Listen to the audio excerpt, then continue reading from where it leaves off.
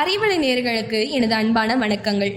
நம்ம குடும்பத்தோட சுற்றுலா பயணம் போகும்போது நம்ம சாப்பிடக்கூடிய உணவோ இல்லை வாங்கக்கூடியதோ ஃபாஸ்ட் ஃபுட், அதாவது துரித உணவு. நம்ம வெளியே வாங்குகிற உணவு பொருட்கள் எல்லாத்தையுமே ஆங்கிலத்தை தான் சொல்லி வாங்குவோம். ஆனால் அதுக்கான தமிழ் வார்த்தையை தெரிஞ்சுக்கணும்னு என்னைக்காச்சும் நம்ம யோசிச்சிருக்கோமா?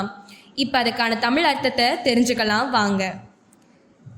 நம்ம நைட் டின்னர் சப்பாத்தின்னு சொல்கிறோம்ல, அது பேர் கோந்தாடை. இப்போ எங்கே பார்த்தாலும் ஃபேமஸாக இருக்கிற புரோட்டா பேர் புரியடை. சின்ன குழந்தைகள் விரும்பி சாப்பிடக்கூடிய நூடுல்ஸ் பேர் குழைமா. அந்த காலத்தில் பிறந்தநாள்னாலே கேசரி தான் கொடுப்போம். கேசரி பேர் செழும்பம். டீ குடித்தாவே பப்ஸ் எங்கன்னு கேட்குற அந்த காலத்தில் பப்ஸு பேர் புடைச்சி. மழை காலத்தில் சூடாக சாப்பிட்ற தோன்ற பஜ்ஜி பேர் தொய்ச்சி. டீயை நினச்சி பன்னு சாப்பிடுவோம்ல, அந்த பன்னு பேர் மெதுவன்.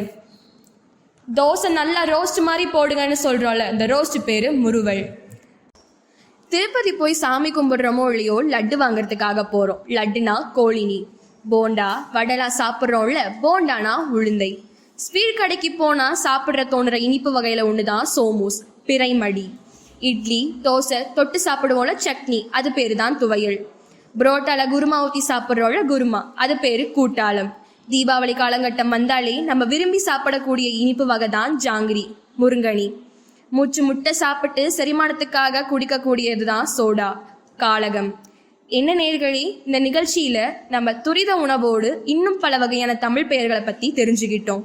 மீண்டும் ஒரு நிகழ்ச்சியில் சந்திக்கும் வரை உங்களிடமிருந்து விடைபெறுவது நந்தனா BL 12E2. நன்றி, வணக்கம்.